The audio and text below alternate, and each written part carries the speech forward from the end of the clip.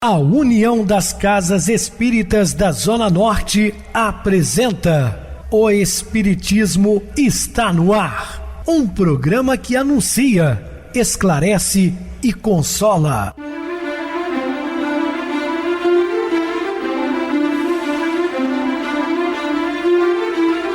Não se turve vosso coração. Credes em Deus, credes também em mim. Na casa de meu pai há muitas moradas. Se assim não fora, eu vou-los teria dito, pois vou preparar-vos lugar. O Espiritismo está no ar. Sintonize esta frequência. Pare, pense na vida, faça perguntas. Uma ótima noite para você, muito obrigado pelo carinho, pela sintonia. Rádio Clube FM, sua voz é a nossa voz. Estamos no ar de segunda a sexta, desde 2014 pela emissora, depois também pelo YouTube. O canal é Viver _ Melhor. Se inscreva, deixa seu like, sua opinião sempre importante para nós. Ou também acesse o YouTube, digitando lá o Espiritismo está no ar, encontrarão vários programas, inclusive o do dia.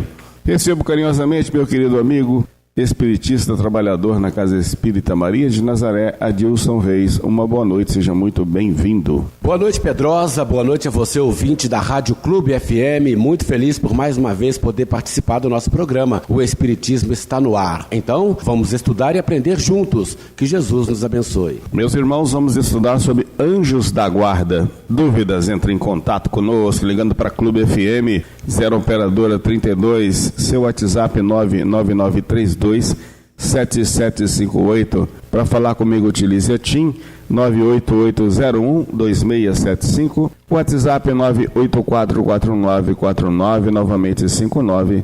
O e-mail, o Espiritismo está no ar, @hotmail.com.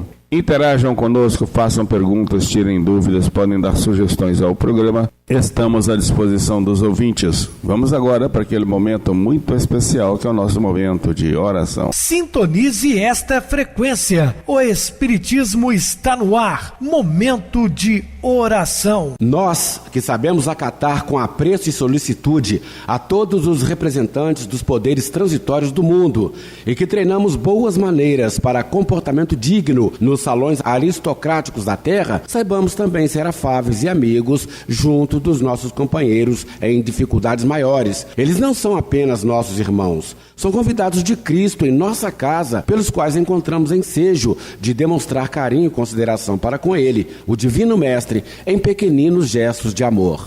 Estamos apresentando O Espiritismo está no ar. Bem, meus amados irmãos, estamos de volta com o assunto da noite, falando sobre anjos da guarda.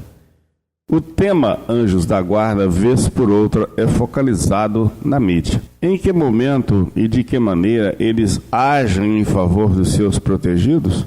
Como é a relação deles conosco? Nós utilizamos normalmente espírito protetor, né? Anjo guardião, mas não importa a denominação, a função é a mesma. Muitas vezes vemos esse tema, Anjos da Guarda, ser retratado nas diversas mídias, empobrecido por místicos, deformantes ou por fantasias de tal modo ingênuas que conseguem diminuir o sentido divino dessas presenças junto às criaturas encarnadas. Pelo que nos ensina os imortais, em O Livro dos Espíritos, esses anjos atuam sobre nossas vidas desde o nascimento até a morte e muitas vezes nos acompanham na vida espiritual depois também do desencarne e mesmo através de muitas existências corpóreas. Entendemos que para estarem ligados aos seus tutelados desde o berço é que antes dele, lá na erraticidade, ou seja, no mundo espiritual, já auxiliavam os seus protegidos na ponderação e preparo das existências que deveriam vivenciar no planeta. Tanto a relação desses anjos conosco é de um pai com relação aos filhos e de guiar-nos pela senda do bem, auxiliar-nos com seus conselhos, consolar-nos nas nossas aflições, levantar-nos o ânimo nas provas da vida. Obviamente nós temos o nosso livre-arbítrio E muitas vezes vamos de encontro às verdades do eterno, ou seja, às leis divinas, contrariando o nosso protetor. Mas, por mais que ele tente nos intuir, nós vamos para o nosso caminho, uma força de qualquer jeito, e vamos responder, né, pelas nossas atitudes malsãs. Em alguns meios, divulga-se a tese de que as crianças índico, ultimamente é muito comentada, né, representam uma nova geração, e que Kardec se teria referido em A Gênese. Em sua opinião, o tema crianças índico enquadra-se na serenidade e racionalidade com que devem ser tratados os conceitos espíritas. É muito conhecido o impulso que temos nós, os humanos, pelas novidades que vão surgindo ao nosso redor, e tudo o de que gostamos, julgamos importante ou especial, desejamos de modo velado ou também declarado prazer para o universo do espiritismo. Foi o que ocorreu com a tese dos psicólogos americanos Dr. Lee e Dra. Teber.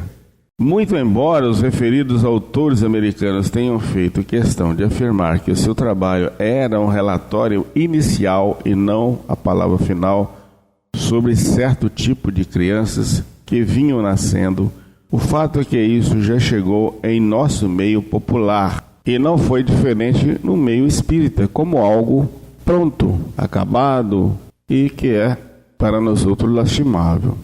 Olha, essas crianças índigas, elas são diferentes, são inteligentíssimas, né? E nós temos que entender também, porque confundimos muitas vezes um índico com um não índico. Vale a pena verificar como é que os supliciados psicólogos americanos definem as crianças índico. A doutora Teber informa ter chamado assim a esse tipo de crianças por ser a cor índico, a que via ao redor delas. É aquela que apresenta um conjunto de características psicológicas incomuns e um padrão de comportamento ainda não classificado pela ciência. Esse tipo de comportamento faz com que todos os que interagem com ela, principalmente seus pais, tenham de se adaptar a circunstâncias diferentes e um tipo específico de criação. Elas surpreendem primeiro pelo conhecimento que trazem, né? Até os pais ficam surpreendidos com as respostas rápidas, instantâneas e inteligentes. Falando de algo, por exemplo, que na atual encarnação não poderiam ter conhecimento, né? Como nós encontramos agora recentemente no YouTube, uma criança de uns 6, 7 anos, falando da medicina com tanto conhecimento, né? Tendo a impressão de que realmente já era um médico formado. E era assim, já foi, né? Na encarnação passada. Até aqui não vemos nada que seja diferente do que observamos as nossas crianças, aquelas com as quais temos tido contato diariamente, dando-nos conta de que são, de fato, crianças diferentes, não importando os nomes com que se rebatizemos. Contudo, todas elas estão no mundo sob cuidados patermaternais para evoluírem para Deus. Todos sabemos que não é fácil entender, nortear, corrigir, educar, enfim, esses pequenos, tendo em vista as bagagens que trouxeram de outras vivências reencarnatórias. Ora, imagina, senhoras e senhores, se nós estamos falando aqui de crianças índios, imagina então os pais de Jesus, quão difícil foi para eles, à época, de uma inteligência superior a todos na humanidade, não é? Dando respostas científicas, né, aos 8 anos de idade, aos 12 anos de idade. Então, não deve ser fácil ser pais de crianças assim. O psicólogo argentino Hélio Vício, que se radicou em Porto Alegre, no Rio Grande do Sul, também se dedicou aos estudos dessas crianças, tomando seus esforços aos de notáveis estudiosos como Ingrid Kanner e Teresa Guerra. Afirma ele, num dos seus livros, que na década de 1970 vieram ao mundo seres humanos muito especiais, portadores de uma mudança potencial em seu DNA. Descobriu-se que têm uma missão a cumprir e um grande potencial a desenvolver. Como nós, também eles são dotados de livre-arbítrio, portanto podem não aceitar esse encargo. Não são predestinados. Quem aqui é predestinado, né? Nós vamos para cá, a gente retorna para o nosso crescimento espiritual, né? A nossa evolução. Agora, podemos ficar estacionário, podemos desenvolver a nossa missão, ou até mesmo abandoná-la. O Espírito, ele que define. Nenhuma diferença vemos nos dizeres de Vecchio, daquilo que temos aprendido há mais de um século e meio nos ensinos espíritas. Todos nós chegamos ao mundo com uma missão a cumprir, seja de grande ou pequena monta, seja no nível do grupo familiar ou em termos sociais, e mesmo missões mundiais. Reencarnamos exatamente para fazer brilhar a nossa luz, conforme orientou Jesus Cristo, ou seja, para desenvolver nossos potenciais espirituais ou intelecto-morais, se assim o quisermos. Então, isso é definido pelo próprio Espírito, uma vez que ele possui o livre-arbítrio. Mas, antes mesmo dessas crianças chegarem aqui, a doutrina espírita já abordava, como foi citado, Gênesis por Allan Kardec. Notemos como continua Vecchio a falar sobre os índigos. Essas crianças, fruto dessa evolução genética que está acontecendo, necessitam de apoio para adaptarem-se e desenvolverem-se entre nós. Para elas, é necessária uma pedagogia adequada ao seu grau de evolução, porque são portadoras de ferramentas psicológicas e espirituais muito além daquelas que a psicologia tradicional conhece. Se bem compreendidas e orientadas, as crianças índigo mudarão a vida do planeta de forma assombrosa e nunca imaginada até hoje. Não há nenhuma novidade nisso para quem lida com ensino-aprendizagem, para quem lida com crianças e escolaridade. É gritante o atraso em que se encontra a instituição escolar mundo afora. Chegamos a constatar que das instituições do mundo, a que mais resiste a mudanças é exatamente a escolar. Parece um afrontoso paradoxo. As nossas crianças, que são tão mal cuidadas pela escola contemporânea, com suas características velhas, com suas metodologias, suas provas, suas notas, etc., antiquadas, que conseguem matar o poder criador dos alunos pelas atitudes ingênuas, laissez-faire, excessivamente diretivas ou ditatoriais de profissionais mal formados, caso tivessem esses recursos aos quais se referem Egídio Vecchio.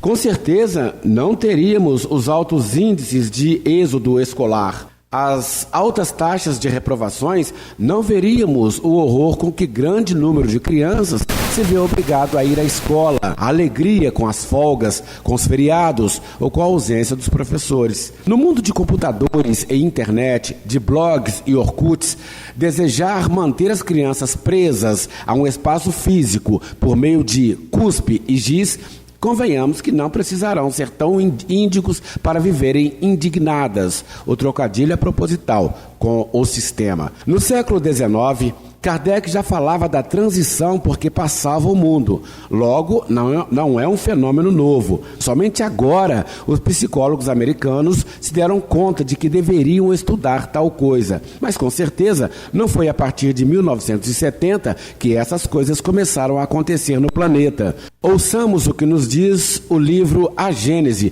publicado em 1868.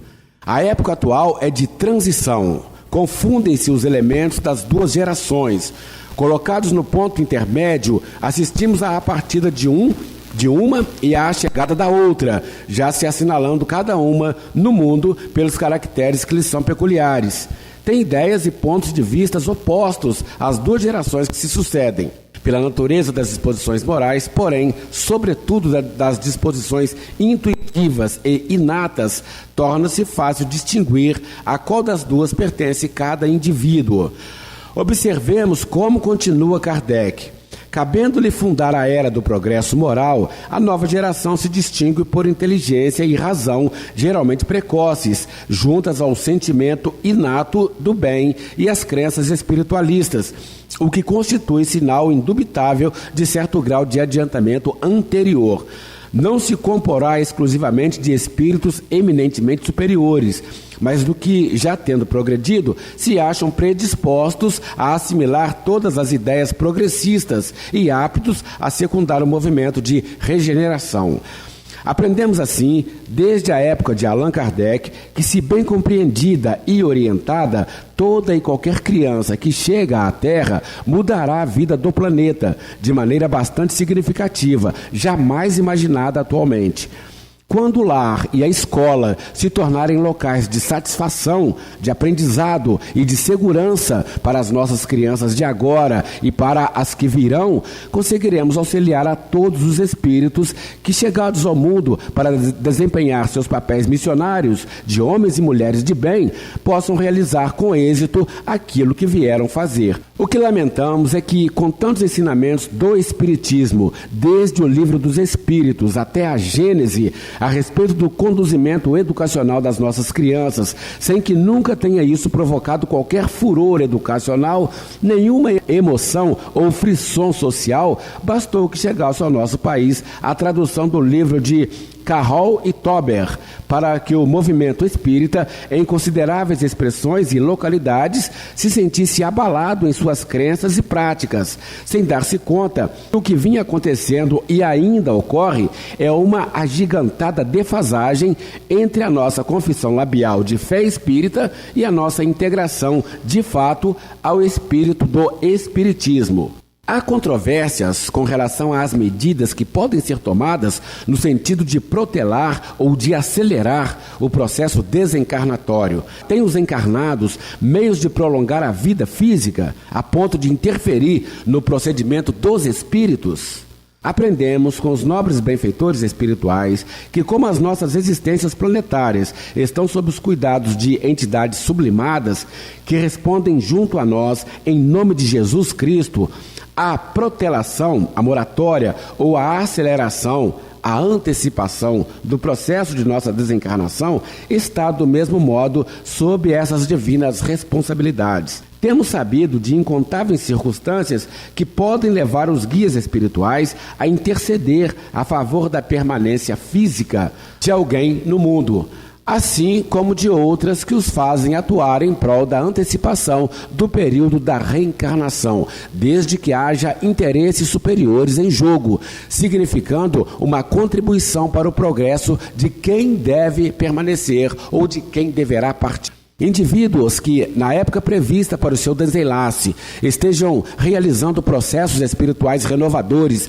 junto a familiares de relacionamentos complexos, que estejam conseguindo se libertar de difíceis conflitos ou dependências tormentosas, o que lhes permitirá grandes arrancadas espirituais, ou que se encontrem executando atividades em benefício de alguma obra de formosa expressão, o que lhes propiciará feliz contributo ascensional, esses costumam receber o beneplácito de abençoadas moratórias.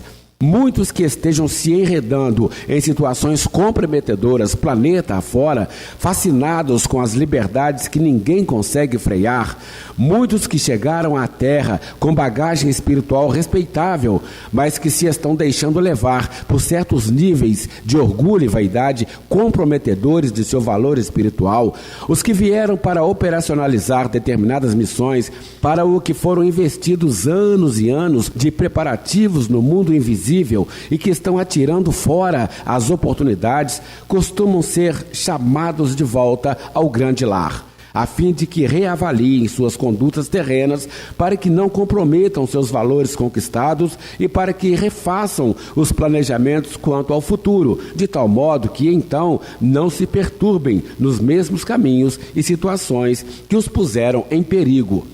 Tanto as moratórias quanto as antecipações não costumam ser do conhecimento direto do beneficiado.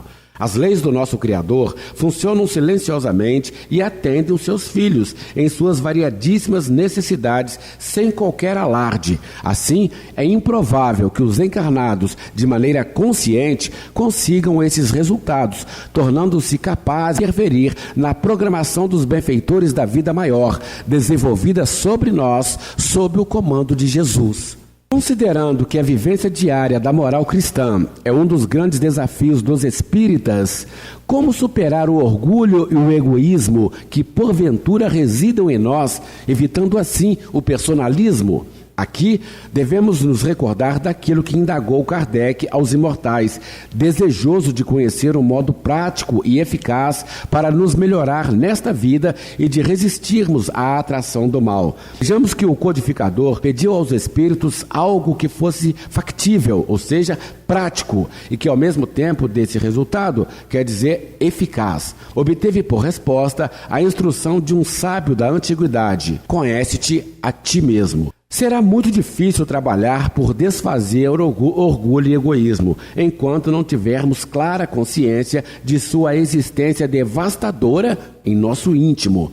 Somente a partir dessa constatação que façamos é que então buscaremos caminhos, planos, no sentido de atacar o que nos seja incômodo. As reuniões de desobsessão eram um momento sagrado do centro espírita, para o qual não se levava qualquer pessoa. Para dela participar, tinha-se que ser médium mesmo, com as condições morais de tal maneira firmes que suportassem o assédio concomitante ou posterior das entidades infelizes envolvidas, mantendo conduta ilibada na sociedade e na família, adquirindo o que se chama de autoridade moral. Os médiuns de então, quase sempre pessoas muito modestas, mantinham um regime de dedicação aos trabalhos do bem, trabalhando a si mesmos para merecer essa convivência com os prepostos de Jesus nesse labor de socorro espiritual.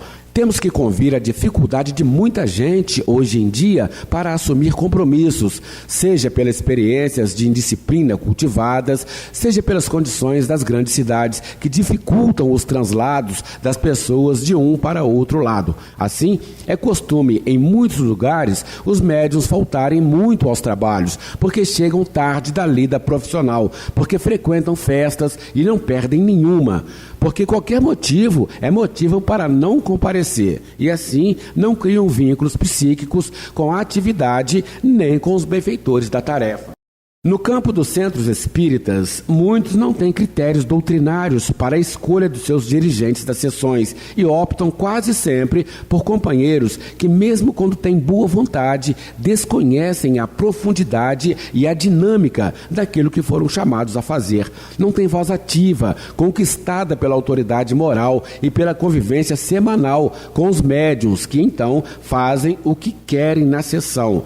Não exigem dos membros das sessões mediúnicas a participação nas reuniões de estudo do centro, o que permite que muitos médiuns só compareçam à instituição nos dias e horários dessas sessões, não conseguindo higienizar as mentes por meio dos estudos, das análises, das discussões felizes, das trocas afetivas, mas mantendo cacoetes dispensáveis que afivelam a mediunidade propriamente dita, predispondo-se muitas vezes ao surto anímico ou às investidas mistificadoras que proliferam nos terrenos onde vigora a invigilância. Muito bem, Adilson, bem explicado. Vamos agora para o intervalo musical, a seguir a nossa oração final. Outro ser.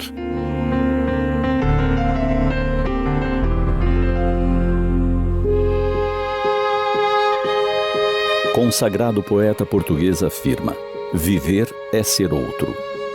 Viver é apagar tudo do quadro de um dia para o outro, ser novo com cada nova madrugada. Esta madrugada é a primeira do mundo. Nunca esta cor rosa, amarelecendo para branco quente, pousou assim na face com que a casaria de oeste encara cheia de olhos vidrados o silêncio que vem na luz crescente. Nunca houve esta hora, nem esta luz, nem este meu ser. Em meio a dias que parecem se repetir, caindo num automatismo preocupante, vale a pena ouvir o poeta e seu canto de renovação. Embora por vezes pareça que vivamos dias iguais, muitas vezes criados pelas rotinas ou mesmo pelo desânimo, lembremos que não há dia igual a outro. Nunca houve antes essa mesma manhã. Esta brisa que sopra suave nunca nos visitou anteriormente. E mesmo os raios de sol implacáveis das 12 horas são novos raios de sol. O canto dos pássaros não é o mesmo. O formato das nuvens no céu, a temperatura, a posição que a pequena flor nos observa ali do vaso na mesa da sala. Tudo está em constante mudança e renovação ao nosso redor. A natureza se renova constantemente. Só não enxerga quem não tem olhos de ver. E cada um de nós também. Olhemo-nos no espelho. Não somos mais os mesmos. Se pudéssemos ver as revoluções que ocorreram em nosso corpo físico em 24 horas, iríamos nos espantar. Se pudéssemos enxergar o que 7 ou 8 horas de sono proporcionam a este complexo organismo que nos proporciona morada no mundo material, ficaríamos encantados e, quem sabe, perceberíamos que tudo muda. Tudo precisa se mover adiante, transformar-se. Podemos acordar em uma segunda ou terça-feira e dizer: nada mudou, mais um dia como ontem. É uma escolha. Ou podemos abrir os olhos e pensar: é uma nova vida. Hoje serei outro, já sou outro. Percebamos como as leis divinas prezam pela renovação, pelo nascer de novo. São muitos os ciclos nos quais estamos inseridos. Ciclos dos dias, ciclos das fases da vida, ciclos das reencarnações. Em cada reencarnação, temos também a chance de sermos outro, com outra aparência, outro nome, outra família. Tudo novo para que entendamos com clareza o recado divino. Renove-se. Viver é ser outro. É ter a oportunidade de refazer os caminhos, de educar-se, de semear e de amar cada vez mais. Viver é ser outro. É dar mais 1 ou 2 passos. É também sofrer e estar pronto para as experiências dolorosas, sabendo que a dor embeleza a alma. Viver é ser mais, conhecer mais, ouvir mais e dar mais. Se nos permitirmos experimentar o dia intensamente, com todos os sentidos do corpo e do espírito, presentes em cada instante, não haverá como dizer no leito noturno: ainda sou o mesmo. Viver é ser outro. Não nos permitamos cair nas armadilhas dos tais dias sempre iguais. Não nos permitamos o desânimo, a falta de autoobservação e a falta de contemplação da vida em si. A tristeza do arrependimento pode ser evitada agora. Pensemos: que outro ser desejamos ser ainda hoje?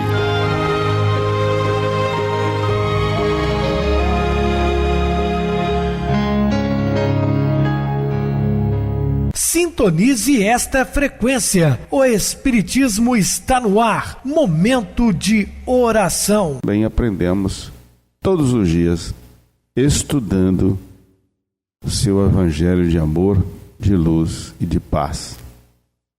Pedimos que nesse instante todos os nossos irmãos possam ser abençoados, extensivo também aos seus familiares. Muita paz a todos, que Jesus nos abençoe. Meu querido irmão Adilson, suas despedidas. Obrigado, Pedrosa, pela oportunidade de participar do programa de hoje junto com você. Estaremos dispostos a outras oportunidades, assim Jesus nos permitindo. Obrigado a todos pela companhia. Tenham todos uma boa noite, muita paz. Jesus nos abençoe.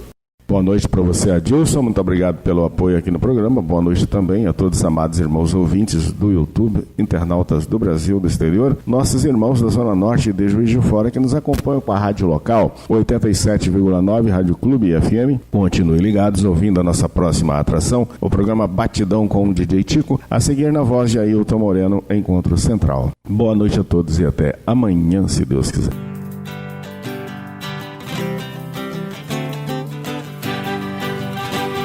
A União das Casas Espíritas da Zona Norte apresentou O Espiritismo está no ar, anunciando o Evangelho de Jesus, esclarecendo sua mensagem, consolando corações. Olhe pro céu e descubra imagens de luz. Se tem Jesus, o amor todo que Deus te deu. Pense no bem, no melhor em que pode fazer. Seja o que for, também vai receber. De coração, ajude-me, irmão. A caridade é o caminho do amor. Faça ainda que possa sofrer, pois bênçãos de Deus há de ter. Ame, perdoe e viva melhor a natureza, o céu e o mar. Veja o encanto que a vida nos dá, a chance eterna que temos para amar, para amar. Olhe pro céu e descubra imagens e luz. Sinta em Jesus o amor todo que Deus te deu. Pense no bem, no melhor em que pode fazer. Seja o que for, também vai receber. De coração, ajude, irmão. A caridade é o caminho do amor. Faça ainda que possa sofrer, pois bênçãos de Deus há de ter. Ame, perdoe e viva melhor a natureza, o céu e o mar. Veja o encanto que a vida nos dá, a chance eterna que temos para amar.